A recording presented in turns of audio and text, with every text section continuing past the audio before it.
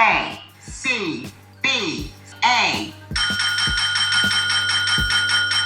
Yes, sir. We're officially back at it. Boog Nice coming at you with a quick update. So it's been a pretty eventful weekend. Last week, Thursday through this weekend was New York Comic Con 2021. Shout out to the few people that I saw out and about at New York Comic Con. And you know what? Actually, before we get into that, my last update, I told you guys that the Marvel Legends Doctor Strange figure that I was able to unveil and review would be going on sale the very next day for Walmart Collector Con, and it was a pretty painless process. I didn't find that anybody was able to actually go in the store and find the figure. Obviously, it was a pre-order, but pretty much everybody that I know in my immediate orbit was able to pre-order this figure. I pre-ordered it myself, so no real issues there. Definitely looking forward to some more new reveals from Hasbro, as Hasbro PulseCon is rapidly approaching. I'll talk about that more shortly. I did see this, and I don't know how authentic it is, but there is a possibility that we will get a Marvel What If Wave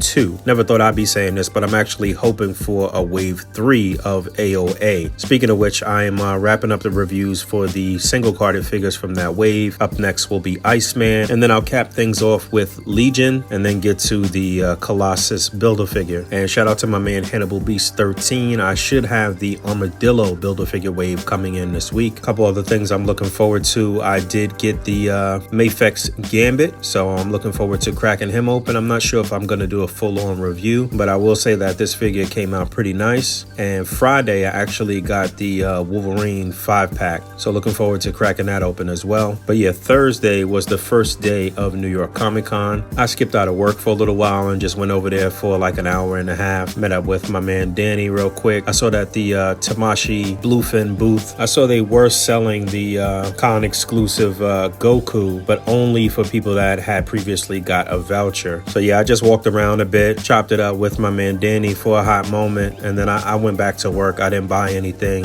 It was pretty light. It was comfortable in there, you know, it wasn't packed. Obviously everybody had to have on mask, but considering that a lot of our favorites, or you know, people that watch this channel, your favorites weren't really there. There was no NECA, there was no Hasbro, there was no Mezco. You know, it felt a little empty this year, literally and figuratively. It was actually a little sad, a little depressing how empty it was on the first day. But again, I did enjoy the fact that since we had to have the mask on, it wasn't packed to the brim, and you could move around and you could kind of enjoy what was there, you know. Also, friendly reminder that the ACBA Target Acquired contest is still running. This is running right alongside October. I'll talk about that in a sec, but this is running until November 5th. You have the opportunity to present one display utilizing the Haslab Sentinel, or Sentinels plural, and that is a totally separate contest from October, which is running the full month of October with a new theme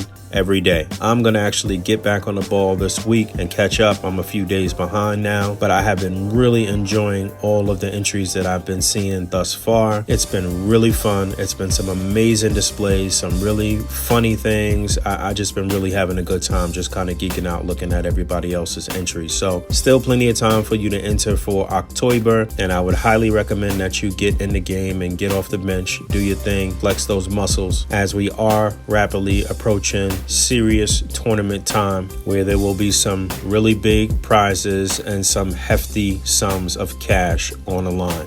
But yeah, speaking of contests and things, this is my current situation, packing up a bunch of stuff to send out, a bunch of prizes from Summer Shots and October. So stay on task, you know, get out there, get your art out there as best as you possibly can in order to try to win something this year. I was able to actually pick up the exclusive Goku. I grabbed a few for some other people in the community. And yeah, Bluefin, I guess, had the best showing in terms of stuff that I really care about. You know, they unveiled 2 new characters, 2 new figures from the upcoming movie, and they just had a lot of stuff on display. But other than that, what I really enjoyed about this year was me and my daughter hung out pretty tough. I took my daughter and I took my brother's son, my nephew, and we hung out. And me and my daughter went on Saturday and Sunday, and we spent a lot of time in Artist Alley. She's an inspiring artist herself, so we were just having a lot of fun just for the art of it, just kind of looking at different styles and techniques and geeking out and talking about stuff. That sort of bonding experience with my daughter was really cool. I had a good time, and I'm sure she had a good time spending up my money. Honestly, I didn't really do